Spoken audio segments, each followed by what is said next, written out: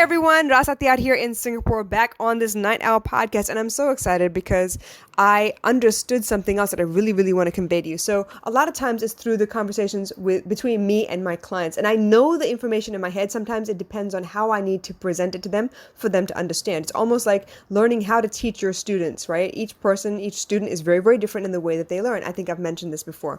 You have auditory learners, you have visual learners, you have hands-on learners, all kinds of stuff. So each of your clients are individuals just like that, and you need to figure out how to get through to them and how to relate things so that they actually understand what you're trying to say. Now, the hardest part for me is breaking through, because you can't fix what you can't see.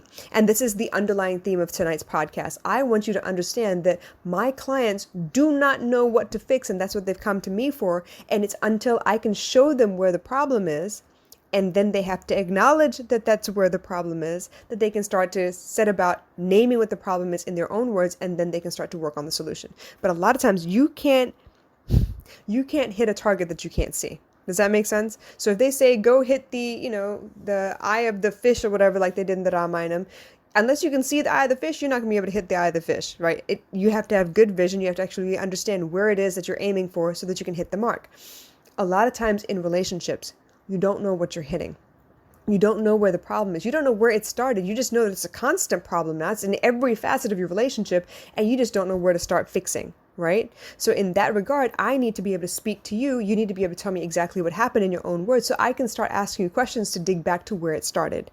What exactly the problem is. Is it the fact that you don't have a lot of a say in your relationship? You've given all of the power to your partner. Is it something where, you really want something to happen, your partner's kind of pushing back, they're not allowing you to, but you're not able to get to a place where you can both discuss, and that's what you really want. You want to be able to discuss.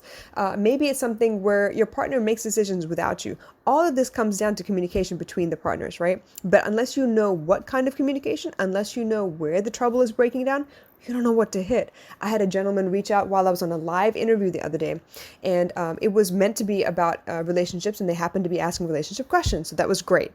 They asked a question and they were like, well, my wife and I don't see eye to eye anymore. And yes, I am a great dad to her daughter, but for some reason, we don't act like husband and wife. We live in separate rooms. And I understood that because I've been in that place before.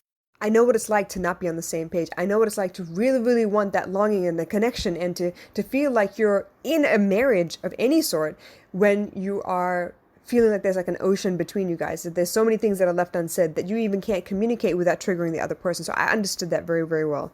But I needed him to understand also that as much as he can identify the problem, he needs to identify where he's playing a role in the problem itself. It takes two hands to clap, you guys. So unfortunately, whether you like it or not, there's going to be something that you're doing that is upsetting the other person for them to react the way that they are doing. And then you react, and both of you are reacting, and none of you are talking about anything that matters, and the problem persists. So for me to be able to explain to you where the problem is, or at least point to you to where you should be looking, that is something that's very, very crucial for you to be able to start looking for a solution.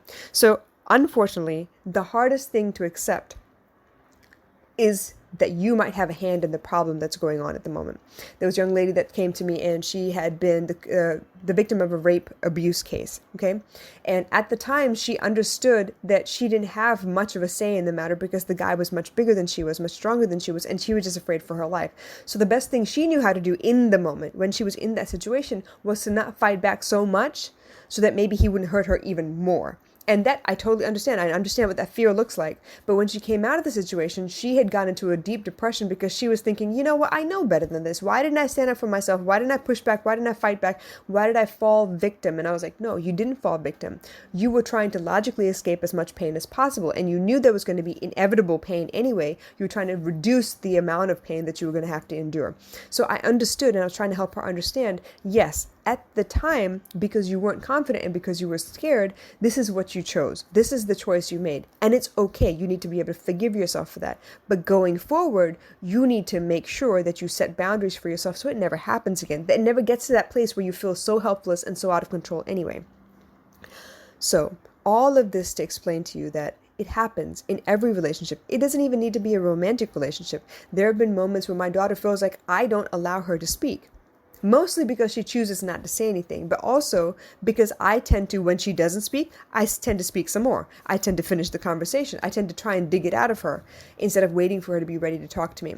And that's also a mistake on my part. And look at this. I'm a counselor. I'm a coach. I'm still learning how to speak to my daughter because she's also evolving. She's not stagnant. She's not, the same person she was last week. She's going to continue evolving. So this is a dance, if you will, between two people. Every day you change a little bit. Every day the other person changes a little bit. The target is continually moving. But if you know where you can start making changes, hopefully it will affect the other person so that they can actually say something or respond back rather than react, and you can work on a solution together. Now, there are cases where you're not going to be able to work on the solution together. Sometimes it's an after the fact situation. People come to me after they've experienced a trauma where they're trying really hard to get over the pain that has been inflicted on them, to understand what their part was and what was not theirs to own, and to understand how they could ever in the future look at possibly having another relationship, because right now that doesn't even look like something that's an option, because they're so afraid of being hurt again and so worried about how people can manipulate them that they're super aware of everything going on around them. In those cases, all I can say is we can analyze the past. We can go back and we can look at the situation. Chances are you're going to need to talk about it anyway just to get it off your chest. But in the path of talking, you're going to tell me a lot of things about what the dynamic was like between the two of you.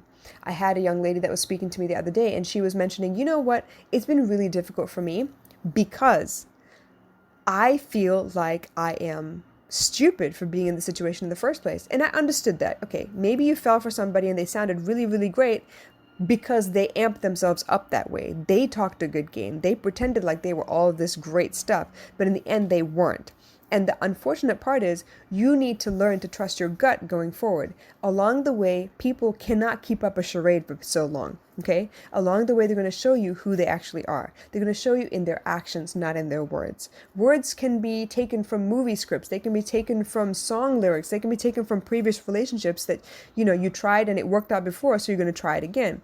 It can be like that. Not everyone is like that, but it can be like that. And for most people who are trying to manipulate you into feeling a specific way, they're going to use everything that they've tried before in order to see if it works with you. And once you show them that it does, they're going to continue using the same tactics.